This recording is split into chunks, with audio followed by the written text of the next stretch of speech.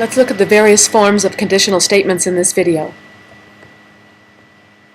A conditional statement, recall, is in the form if P, then Q. For example, if Sylvester walks to work, then it is a Wednesday. Here's your hypothesis in bold. It follows the word if. The conclusion is in bold and it follows the word then.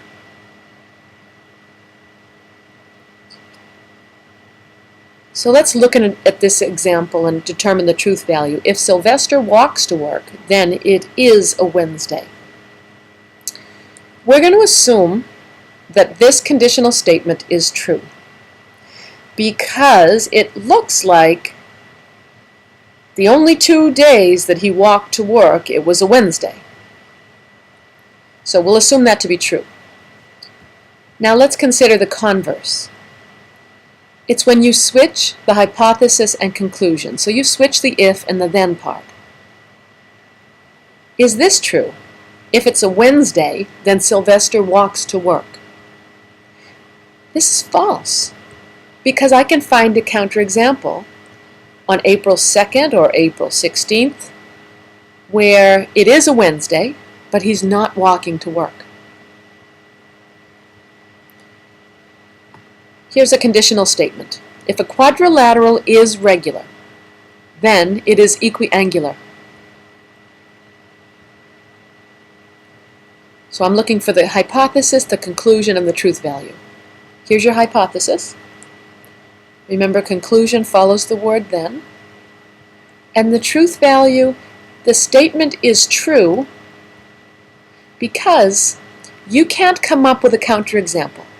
You cannot find a quadrilateral which is regular that is not equiangular. All right, now the converse. Remember, the original statement looked like this. The converse is when you switch the if and the then part. So if a quadrilateral is equiangular, then it's regular. Is this true? Can you have a quadrilateral which is equiangular but not regular? I believe you can find a counterexample. Here we have one. The hypothesis is still remaining true, right? This quadrilateral is equiangular, but it is not regular. So therefore, the converse is false, even though the conditional statement itself was true. Let's look at the inverse. This was your original statement. Inverse looks like this. If a quadrilateral is not regular, then it is not equiangular. Notice the form. If not P, then not Q. Let's determine the truth value of that. Can you find a counterexample? Can you find a quadrilateral which is not regular but is equiangular? Yep. So that inverse is false. How about the contrapositive?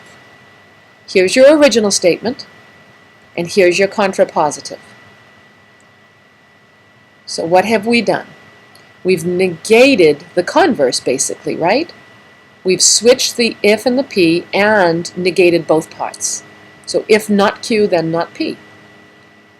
Now let's determine the truth value of this contrapositive. Okay, this is false if you can find a counterexample. Can you find a quadrilateral which is not equiangular? So it does not have all equal angles, but it is regular? It's impossible. Therefore, this statement is true. So a lot to think about, right? You've got to really break it down. Here's an example. If a dog eats treats, then it is happy. So that tells you whenever this dog is eating treats, it's happy. You know that for sure, okay? If you're going to assume this to be true, here's what I want you to do. Identify the hypothesis, the conclusion, the converse, the inverse, the contrapositive, and also the truth value of each. And you know what? I'd like you to find the biconditional as well, okay? Now, why don't you put the video on pause, work it out on a separate sheet of paper, and make sure we match.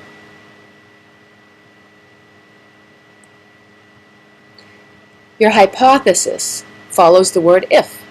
So a dog eats treats. Conclusion follows the word then. It is happy. We said we were going to assume that the original statement was true. Now let's look at the converse. Remember your original statement. The converse is when you switch it's if Q then P, right?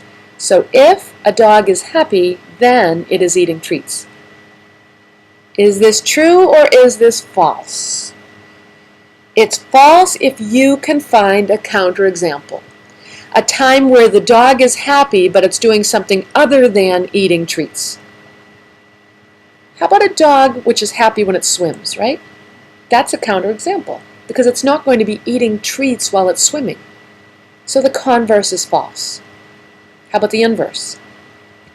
Your original statement and your inverse. If a dog is not eating treats, then it's not happy. Is it true or false?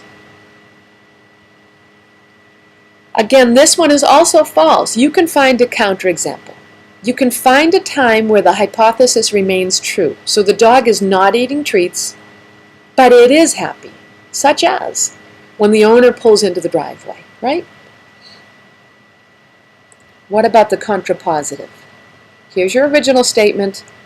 Remember your contrapositive, you're going to negate the converse. So we're going to switch the P and the Q and negate. If a dog is not happy, then it is not eating treats. Can you find a counterexample? Can you find a time when the dog is definitely not happy, but it is eating treats? Nope, because we already assumed that's not possible, right? We already assumed whenever it eats treats, it's happy. Therefore, this statement, the contrapositive itself, is true. If a dog is not happy, then it's not eating treats. All right, now the biconditional. Here was your biconditional. It says, a dog eats treats if and only if it's happy. Remember your original statement was true, but remember your converse was false. Therefore, the biconditional is false. Simply put, a biconditional is true whenever the original statement and the converse are both true. Okay, so let's draw a conclusion, or let's summarize what we've been talking about.